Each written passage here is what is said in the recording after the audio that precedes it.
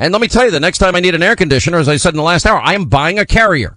And there's my way of saying, yeah, we need to support American workers, American jobs, American companies that are feeling the pressure because of government taxation or regulation to move overseas and get cheaper labor. Former Speaker of the House, Newt Gingrich, is with us. How are you?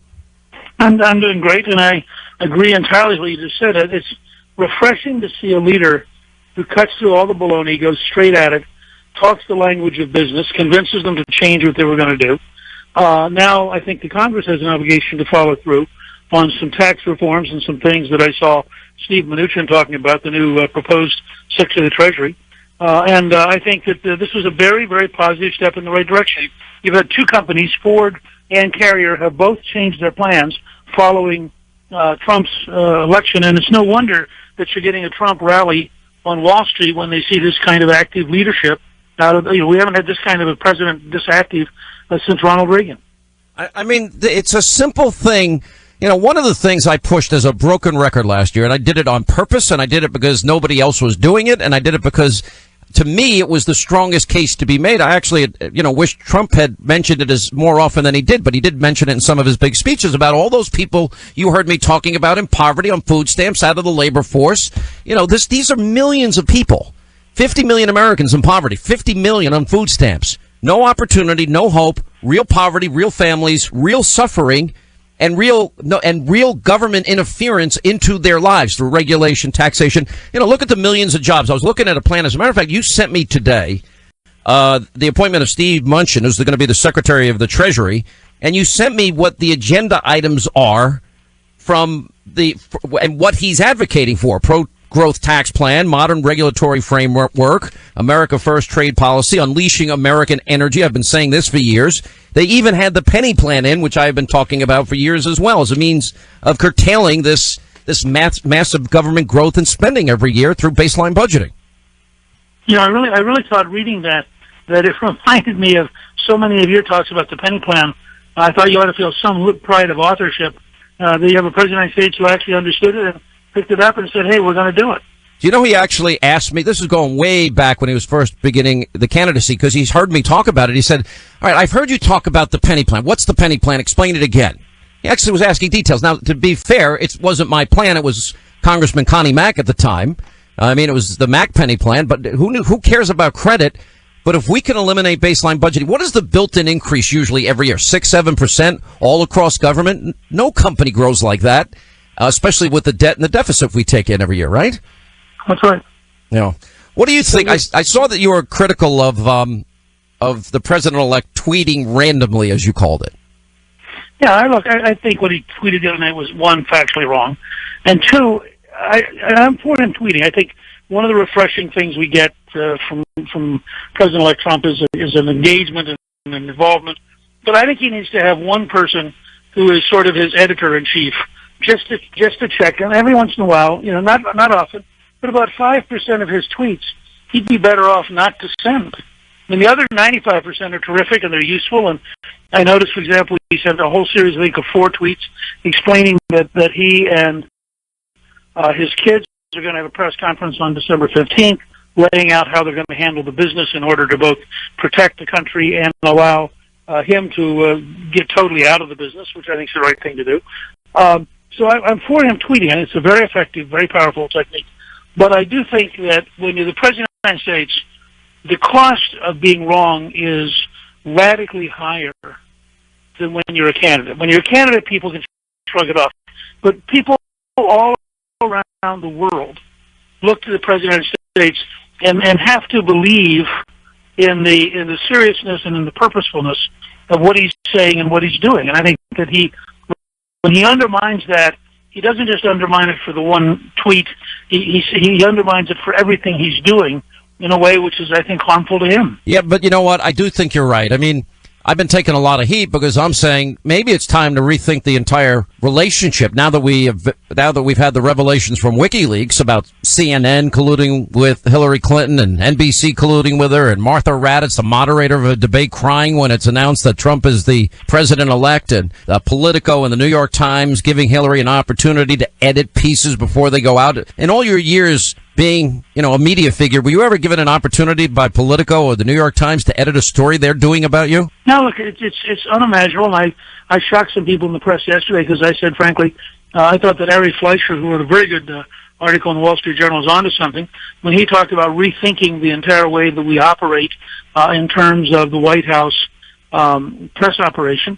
And I think that we ought to consider democratizing it. A big part of what Trump is all about is getting beyond Washington. Well, there are a lot of steps you could take that would open up the White House press operation, and you could do the same thing for every cabinet office. So, for example, there's no reason that the same reporters from the same institutions sit in the front row every time. You have something like 575 members of the White House press corps. You could rotate all of them. There's no reason you couldn't put in a Facebook capability and allow citizens around the country to ask questions in the White House press conference. There's no reason you couldn't allow local reporters to be accredited all across the country and let them come on Facebook and ask questions. You could really dramatically open up the White House with that kind of creativity in a way that I think is very healthy. I'd open up this radio show. We're on 550 stations. We're in every state, almost every city across the country, big and small, and allow the president to do a fireside chat and take calls from the American people. If he'd want to do it, I'd air it on radio and TV. I mean, there's all sorts of ways. But if you're one of these networks that colluded with the Clinton campaign, very specifically, let's say CNN, where you have somebody providing questions to Hillary before a town hall, or that you're calling the DNC to get questions to ask Donald Trump or Ted Cruz, or if you're, any of the other examples that we have, NBC or ABC or the New York Times, et cetera, I almost feel like you don't necessarily, just because you've historically had that seat, if you're shown to have colluded and you're openly supporting the Democratic Party, why do you get a seat there to begin with? I don't even see the need for it. Yeah, I think first of all, as you point out, give somebody a break down crying. We had this happen to us in 1994. Oh, I remember. The news media is so shaken.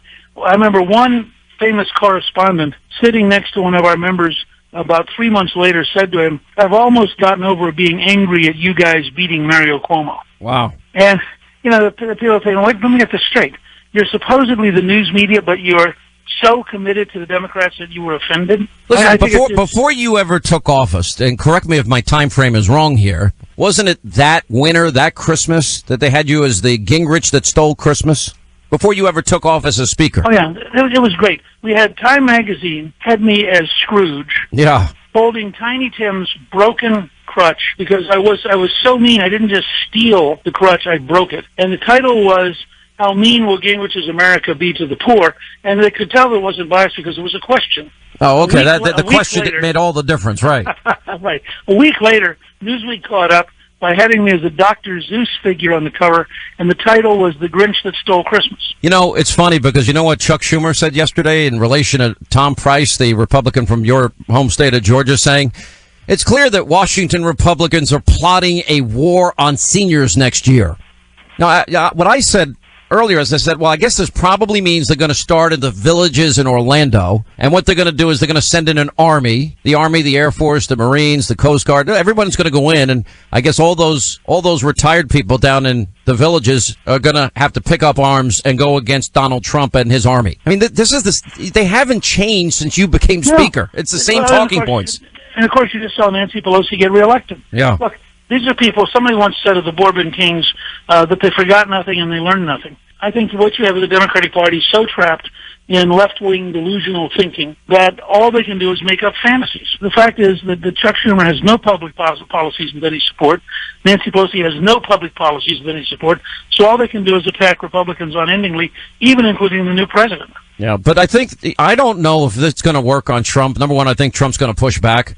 I didn't go to the meeting, but I know people that were in the meeting. You know that he brought in all of the correspondents and all of the network heads, and he just leveled them as liars, as in the camp of Hillary Clinton, and they're not to be trusted, and they did a disservice to the American people. I mean, that took a lot of guts, but it's also true. The media is now fixated on what they think fake news influenced this election. And I'm like, well, if you're colluding with Hillary, you're not a news organization. By definition, that's fake news. That's commentary. And they're not honest about it. I give commentary, but I'm honest. Well, and of course, some of these networks are so biased, and some of the papers like the New York Times are so biased, that they actually live in an alternative universe. And they don't think they're biased because they believe in the world they're describing, even though if it's totally false. You had this experience yesterday, and as you know, I wrote a novel called Treason about terrorism, about people who are pro-ISIS, and I'm doing a piece right now because they just arrested a German counterintelligence officer who was plotting on behalf of ISIS attacks in Germany. So this stuff's all real. So you go to Columbus, Ohio. You have a guy who is a